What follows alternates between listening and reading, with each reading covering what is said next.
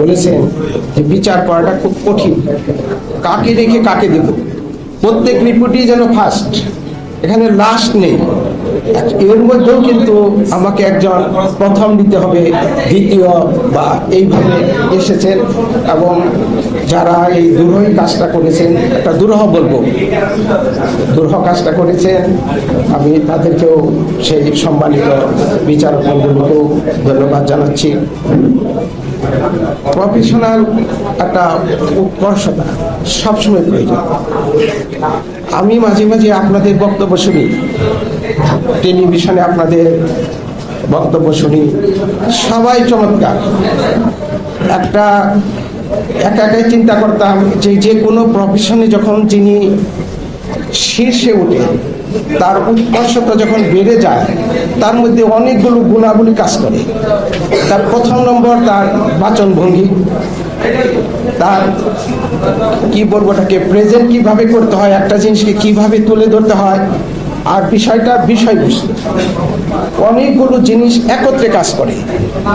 এবং যারা সবগুলোতে বিষয়বস্তুর গভীরতা, বক্তব্যের তার ভঙ্গি, তার বাচন ভঙ্গি, সবগুলো মিলিয়েই কিন্তু একটা বেস্ট রিপোর্টিং বা রিপোর্ট ভালো হলো কি খারাপ হলো তার বিচার্য বিষয় থাকে, বিবেচনার বিষয় থাকে। তা আপনাদের অনেকদিন যাবৎ আমি এখানে অনেকেরই বক্তব্য আমি টেলিভিশনে দেখি, অনেকেই আমার এখানে 1.5 বছরের কাছাকাছি আমার এদের সাথে আমার প্রতিদিনই প্রতি মুহূর্ত আমার দেখা হয়। আপনারা আমাদের এই ফ্যামিলিরই একটা অংশ। আমি মনে করি যে নির্বাচন কমিশনের আপনার একটা বড় অংশ। নির্বাচন কমিশন তার যে সাংবিধানিক দায়িত্ব পালনে কোথাও কোনো ভুল করছে কিনা, বা কোথাও আরো ভালো কিছু করা উচিত কিনা, আপনারা সেটা সমালোচনা করেন, গঠনমূলক আমাদেরকে বক্তব্য রাখেন, আমাদেরকে আলোচনা করেন। অনেক সময় আমি নিজেও আলোচনার পক্ষপাতী মানুষ। তাতে আমাদের মনে করি যে আমরা আমাদের যে টুকটাক, আমাদের যে দোষ ত্রুটি আরো কিভাবে ভালো করা যায়, নির্বাচনকে আরো কিভাবে সুন্দর করা যায়। সৌন্দর্যের শেষ নাই, কিন্তু সবাই বলেছে যে 12 তারিখে নির্বাচন ভালো হয়েছে, একটা গ্রহণযোগ্য নির্বাচন হয়েছে বলে আপনারা বলেছেন, দেশি বিদেশি পর্যবেক্ষকরাও বলেছেন, আমাদের এখানকার সাধারণ মানুষরাও কিন্তু এই ধরনের একটা মনোভাব রেখেছে। এখন ভালোর কিন্তু কোনো সংজ্ঞা নেই, ডিগ্রি নেই। আরো ভালো করা যেত কিনা সেটাও চিন্তা করবেন।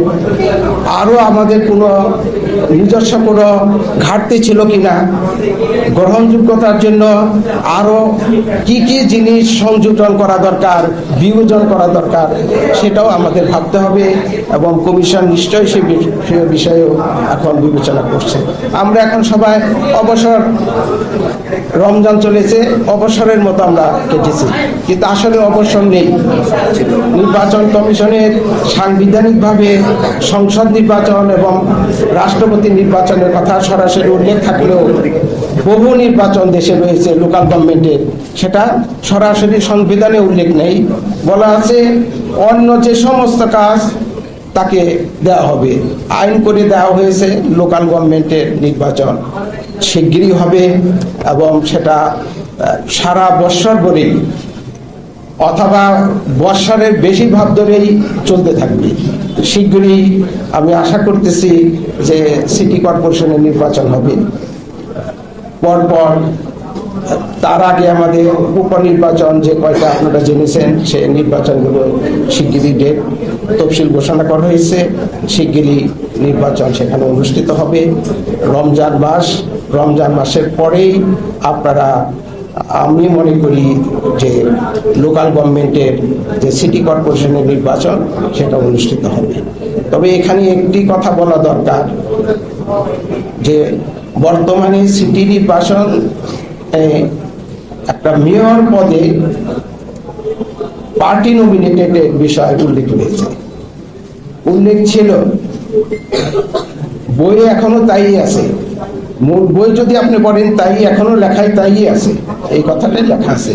কিন্তু তত্ত্বাবধায়ক সরকারের সময় এই জিনিসটাকে বাদ দেওয়া হয়ে একটা করা হয়েছে, সিটি কর্পোরেশনে একটা অধ্যাদেশ জারি করা হয়েছে। আপনারা অধ্যাদেশ সম্পর্কে আপনারা নিশ্চয়ই জানেন যে অধ্যাদেশ যখন সেশন থাকে না, আইন সম্পূর্ণ, এটা আইন কিন্তু সম্পূর্ণ আইনের যে ফোর্স এটারও তাই ফোর্স। কিন্তু প্রশ্ন হচ্ছে যখন পার্লামেন্টের প্রথম অধিবেশন হবে তখন যতগুলো অর্ডিন্যান্স মাঝখানে হয়েছে সবগুলো অর্ডিন্যান্স পার্লামেন্টে প্লেস করতে হবে। পার্লামেন্ট সেখানে বিবেচনা করবেন, বিবেচনা করে যেটা রাখার প্রয়োজন সেটা রাখবেন, যেটা রাখার প্রয়োজন না সেটা চলে যাবে। এবং 30 দিনের মধ্যে যদি এটা রেটিফিকেশনের ব্যাপার আছে, যদি কোনো আইন যদি রেটিফাইড না হয় তাহলে এটা চলে গেল। আমাদের সিটি নির্বাচনের ব্যাপারে বা পরবর্তী যে আরো লোকাল গভর্নমেন্টের নির্বাচনে একই ব্যবস্থা করা হয়েছে। আমরা অপেক্ষা করতেছি যে পার্লামেন্টের ভিউটা কি। পার্লামেন্ট সংসদ যদি এটাকে বিবেচনা মনে করেন সঠিক, যা এটা যদি তারা ভালো মনে করেন তাহলে সেভাবে নির্বাচন হবে। আর যদি সংসদ তার সুচিন্তিত বিবেচনা করে যদি মনে করেন যে না আগের মতোই থাকা ভালো ছিল তাহলে আগের মতোই থাকবে এবং নির্বাচনই সেভাবেই চলবে। নির্বাচন কমিশন আইন অনুযায়ী সুষ্ঠু নির্বাচন করার জন্য দায়বদ্ধ। আইন কি হবে সেটা দায় কিন্তু নির্বাচন কমিশনের উপর বর্তায় না। আইন করবেন পার্লামেন্ট, পার্লামেন্ট যে আইন করবে সেই আইন অনুযায়ী যে কোনো নির্বাচন সংক্রান্ত যে আইন করবেন সেই অনুযায়ী সুষ্ঠু, গ্রহণযোগ্য এবং ভালো নির্বাচন করার জন্য নির্বাচনের দায়বদ্ধতা। তা আমি আশা করি যে আগামী পার্লামেন্টে বিষয়টি সুরা হবে এবং সুরা হলে নির্বাচন কমিশন এরপর পরপর বিভিন্ন লোকাল গভর্নমেন্টের নির্বাচনে সমস্ত বৎসর বা একাধিক বৎসর ব্যস্ত থাকবে বলে আমি মনে করতেছি। তা আপনাদেরকে এই অনুষ্ঠানে আমাকে আমন্ত্রণ জানানোর জন্য আপনাদেরকে ধন্যবাদ জানাচ্ছি। আপনাদের এই সংগঠন আরো আপনাদের প্রফেশনাল যে উৎকর্ষতা আরো বৃদ্ধি পাক। আপনারা সঠিক তথ্য মানুষের কাছে সরবরাহ করুন। অনেক সময় সঠিক তথ্য কিন্তু মানুষের কাছে যাচ্ছে না, বা আমি সরি টু আটার যে অনেক সময় আমাদের ভুলের কারণে বিকৃত তথ্য যাচ্ছে। একটি বিকৃত তথ্য একটা জনগোষ্ঠীকে অনেক ক্ষতি করে দিতে